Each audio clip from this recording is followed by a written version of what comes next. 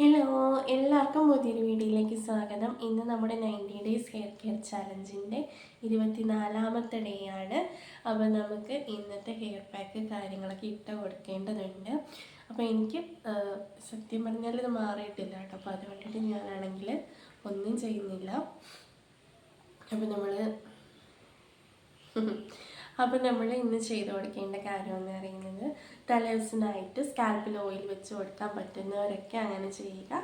അല്ലാന്നുണ്ടെങ്കിൽ പിറ്റേ ദിവസം നിങ്ങൾ ഈ ഒരു പാക്ക് ഇടുന്നതിന് മുൻപായിട്ട് ഒരു അരമണിക്കൂർ അല്ലെങ്കിൽ 1 മണിക്കൂർ മുൻപായിട്ട് സ്കാൽപ്പിലേക്ക് മുടിയുടെ ലെങ്തിലേക്കൊക്കെ ഓയിൽ വെച്ച് കൊടുക്കാം. ഇനി തലേദിവസമായിട്ട് ഓയിൽ വെച്ചിട്ടുള്ളവരാണെങ്കിൽ നിങ്ങൾ ഈ ഒരു ഹെയർ പാക്ക് ഇടുന്നതിന് മുൻപായിട്ട് മുടിയുടെ ലെങ്തിലേക്ക് ഓയിൽ വെച്ച് കൊടുക്കാം കേട്ടോ. അപ്പോൾ നമുക്ക് ഇന്നത്തെ ഹെയർ പാക്ക് എന്ന് പറയുന്നത് നമ്മൾ കഴിഞ്ഞ ദിവസം ചെയ്ത പോലെ തന്നെ ഞാൻ കഴിഞ്ഞ വീഡിയോയിൽ പറഞ്ഞിട്ടുള്ള അതേ ഹെയർ പാക്ക് തന്നെയാണ് ഇന്നും ചെയ്ത് കൊടുക്കാനുള്ളത്. അപ്പോൾ നിങ്ങൾ കഴിഞ്ഞ ദിവസം ഒരു വീഡിയോ കണ്ടിട്ടുണ്ടാക്കുമെന്ന് വിചാരിക്കുന്നു. ഞാൻ ഇതിനകത്ത് ടാഗ് ചെയ്ത് കൊടുത്തിട്ടുണ്ടായിരുന്നു, നമ്മുടെ ഡിസ്ക്രിപ്ഷനിൽ കൊടുത്തിട്ടുണ്ടായിരുന്നു ഹെയർ പാക്കിൻ്റെ ഹെയർ പാക്കിൻ്റെ ലിങ്ക് കേട്ടോ, വീഡിയോൻ്റെ ലിങ്ക്.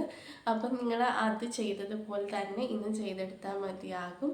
തലേ ദിവസം തന്നെ വെള്ളത്തിലിട്ട് വെക്കുക, എന്നിട്ട് പിറ്റേ ദിവസം ഉപയോഗിക്കുക കേട്ടോ. അപ്പോൾ അങ്ങനെയാണ് ചെയ്ത് കൊടുക്കാനുള്ള കാര്യങ്ങളൊക്കെ. പിന്നെ നമ്മുടെ മുടിക്കുള്ളിയൊക്കെ കഴിഞ്ഞ് മുടിയൊക്കെ ഉണങ്ങിയിരിക്കുന്ന സമയത്ത് നമുക്ക് ഇൻവേർഷൻ മെത്തേഡും കൂടി ചെയ്ത് കൊടുക്കാം. ഇത് നിങ്ങൾ ഇപ്പം ഹെയർ വാഷൊക്കെ കഴിഞ്ഞിട്ട് ചെയ്യണമെന്ന് നിർബന്ധമൊന്നുമില്ല. ഇത് കുളിക്കുന്നതിന് മുൻപാണെങ്കിൽ നിങ്ങൾക്ക് അങ്ങനെ തന്നെ ചെയ്ത് കൊടുക്കാം കേട്ടോ. ഏതാണോ എപ്പോഴാണോ നിങ്ങൾക്ക് സമയം കിട്ടുക ആ ഒരു സമയത്ത് ചെയ്ത് കൊടുക്കാം.